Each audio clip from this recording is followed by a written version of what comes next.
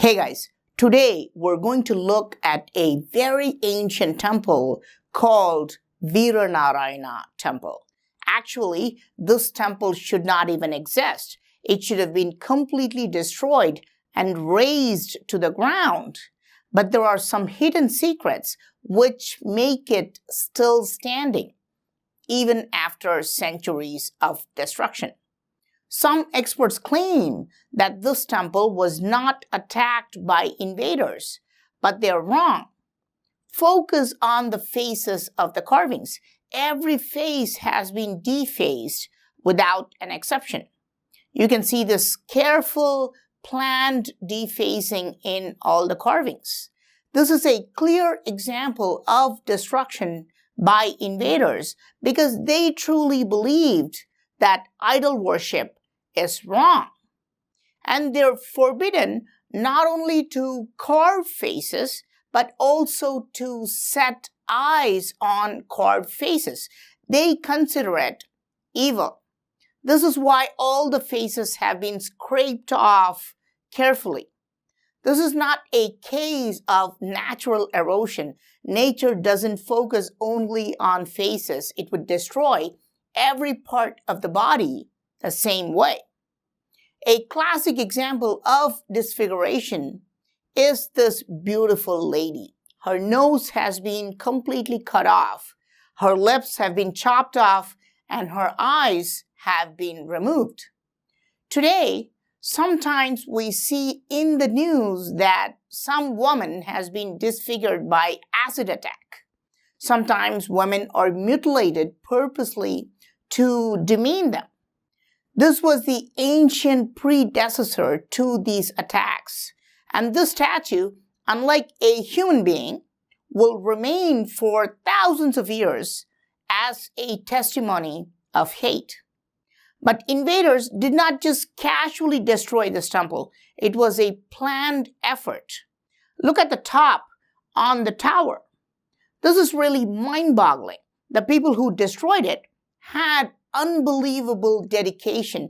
They even climbed on top of the tower and destroyed these statues. So it was very well planned. You can clearly understand that they used ladders to climb up and used axes to make sure all these statues were destroyed. So you can see, invaders have laid their hands on almost all these statues, but even then, they could not destroy the temple's architecture. Think about this. Instead of defacing all these faces one by one, they could have completely removed all the stone blocks from the temple and destroyed this temple fully, right? But they could only scratch the surface. They could not dismantle even a single stone block from this temple. Why? What happens when a passionate, destructive force meets an advanced, immovable object? This is the result. The Veeranarayana Temple holds the key to creating unbreakable megalithic structures. If architects want to build structures that last for eternity, they should come and study how ancient builders assembled the stone blocks here. Even today, it's impossible to remove any single stone block from this temple because every stone block is connected to more stone blocks with several types of fastening. To dismantle just one block at the bottom, you have to dismantle the entire temple itself, starting from the top, and this could take years. First, you should unscrew the top screw and then begin to dismantle everything. Of course, construction began at the ground level. Let's first see how these blocks are connected. They used a secret technology to connect the stone blocks. Do you see anything? No, right? But if you look carefully, a strange fastening technology reveals itself. You can see a straight groove here that stretches across both the stone blocks.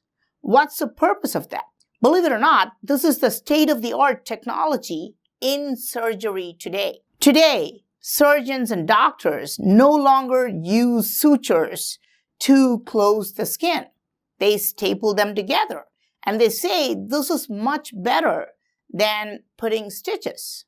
And that's exactly what we see here. Ancient builders have stapled these stone blocks together. Now, look, this stapling technology is not just seen in one or two stone blocks. You can see it in almost all the stone blocks at the base level. Every stapler pin connects two stone blocks. And what's the stapler pin made of? Iron. Solid iron strips have been used to connect the blocks. Here, you can see half of the stapler pin still intact. This is an 800-year-old artifact, guys. It was put in at least 800 years ago, and it's still in place. The other half has been broken, but this half is still intact. You can even hear the sound when I tap on it. This is fantastic. And here you can see the entire stapler pin, nearly the entire iron strip is still here, and it's only broken in one place. This is the key to keeping the stone blocks immovable. You can see every stone block is stapled on this side and on the other side. So it just becomes impossible to move. It's a very strong fastening technology. Look here, we're so lucky. We're able to see a 3D view, a cross-section of this stapler technology because invaders tried to destroy the stone block. You're looking at the depth of the fastener. The stapler pin, if I may call it, went in at least 1 inch into the stone block.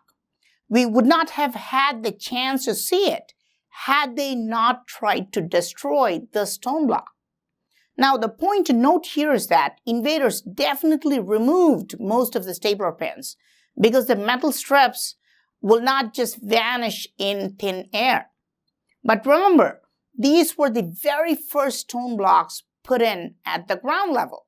So there will be plenty of these stapler pins on the inside as well, connecting the stone blocks inside too. So it's impossible to remove those stapler pins unless you start dismantling this temple from the top. But stapling is not the only fastening technology they used. The stone blocks have a mystery element that I cannot fully explain. Here you can see this stone block. There is a hole on this side, and there is another hole on the other side. I found a miracle tool to demonstrate this. Watch. If I put this tool through this hole, it comes through the other hole. But the question is, why? How did they use these holes? But the mystery only becomes deeper. Here you can see a hole neatly drilled on one block. And if you look nearby, again, you can see another hole in another block. If you look at a stone block in a different level, again, you can see holes drilled like this. You can see these unexplained holes all over the temple. These holes must have served an important purpose, especially in fastening, in joining the blocks together. Were they putting metal wires through them and binding them? How did they use these holes? Here you can see this Garuda, who's an eagle-like god. Immediately your eyes are attracted towards these two gear-like things on either side. But if you see here, you can see another fascinating fastening technology. There are stone pegs plugged in on both sides to make sure the carving is secured tightly. These are like modern-day bolts and nuts. They hammered in small cylindrical stone blocks into these holes to secure the carving. This is a unique fastening technology. What you saw was the obvious stone pegs plugged in on a carving, but this temple is full of hidden pegs. Watch closely as I go and check underneath the base of the temple. It just looks like randomly aligned stone blocks, right? But here, you can see this giant stone peg. The large stone blocks are kept tightly aligned by these stone pegs. After aligning the giant stone blocks, these stone pegs were hammered in to make sure that the stone blocks do not move. It becomes impossible to move the stone blocks once these pegs are driven in. If you observe the base area carefully, you may understand why it was impossible to destroy the temple. Let's look at the base alone from the top level. At the first layer, there are giant stone blocks that have protrusions resembling the teeth of giant gears. You can also say they resemble lotus flowers. Below that, you can see another set of stone blocks. They have smaller gear teeth-like protrusions. Normally, engineers would think the base has to be as wide as possible because as much as the area of the base increases, the structure becomes more stable. But here, it's the opposite. They've made sure that the protrusions are extending, but inside, it's actually quite narrow. This is a mysterious construction technique, and I think all these blocks are connected with interlocking technology, stapling technology, and stone pegs were used as well. And the blocks below this, they're even more fancy. A weird, wide hourglass or dovetail-like arrangement.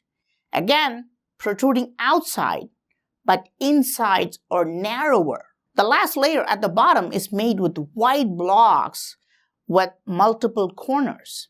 And because it looks so complicated, you may think this is a random stacking of stone blocks. But no, each and every block and its alignment was precisely planned and executed accurately down to a millimeter. Look at the lines here. These lines were put to indicate where the next level of stone blocks should be placed. It shows they knew exactly what to do, what shape of stones should be placed on top, and where they should be placed. So who were the architects of this great temple? Some experts claim that it was built by a father-son duo by the names of Jakanachari and Dakkanachari. But the priest of this temple says there is no evidence of that. Same thing they used to tell for Dakkanachari, Jakanachari, yes. like that. Yes. That is one story like Yes. that, but we don't get any proof like Okay, that. there is no evidence of No, nothing. No, Okay. no, anywhere you can find that. There are several inscriptions in this temple and none of them mention these names. Whoever built this temple forecasted that someday some people will come and destroy it, so they built it to challenge them. They made sure that it will last for eternity. There is something about this construction that's going to last forever. People may come and people may go, but this temple will last forever. Even today, it's impossible to remove any single stone block from this temple. Experts have confirmed that the only way to remove even a single stone block from the base is to start from the top of the tower and slowly remove every stone block. But the invaders did succeed in one particular aspect. Hindus believe that destroyed carvings or desecrated carvings, meaning that they are no longer sacred and they should no longer be worshipped or even be seen. Even today, Hindus believe when an idol or carving gets destroyed, it loses its spiritual aspect. When a temple gets attacked, they think its spirituality and vibration is also destroyed. So they stopped going to that temple. This is a belief that's worth changing. Because of such a belief, this great temple only gets very few visitors. If you ever get a chance, please do visit this temple and enjoy its beauty and its architecture. I am Praveen Mohan. Thanks a lot for watching. Don't forget to subscribe. I'll talk to you soon. Bye.